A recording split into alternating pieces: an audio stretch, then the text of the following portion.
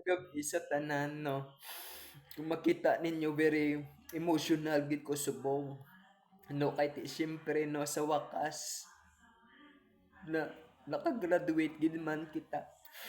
'Kagapon lang aton graduation 'no, sa wakas natapos na gid man. Madamo gid nga salamat sa mga nagsuporta sa aton. Madamo gid nga salamat sa pagtigayon para matapos ta ang high school 'no, ang K to 12. Madamo gid nga salamat 'no kay nakasaka gid man ta sa stage. Nga damo sang struggle, damo sang inagyan sa kabuhi 'no, tungod ina sa mga tawo nga nagsuporta sa aton paeskwela 'no,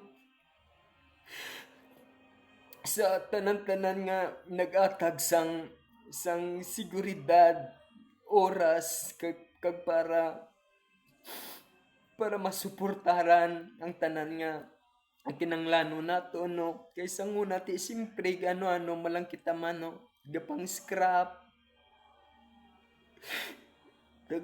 nagapamulot sang sang mga plastic, mga lata sa may kilid sang suba para makatapos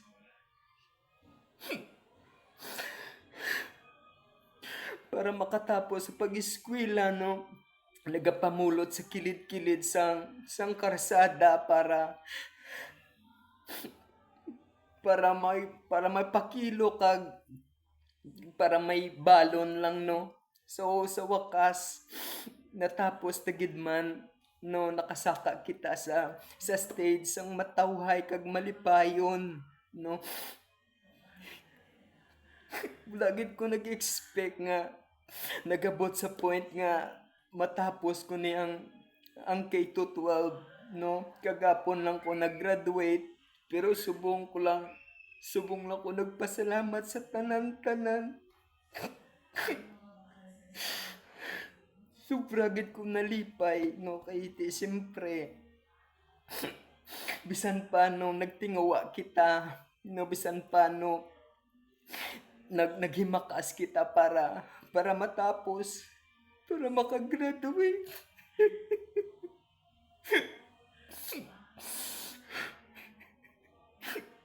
Para para masolusyonan naton ang tanan 'no kag hindi ta na maagyan ang kapigadon 'no, hindi maagyan ang mga ang mga magkaon sang kung ano-ano nga asin kag kanon lang kag patis.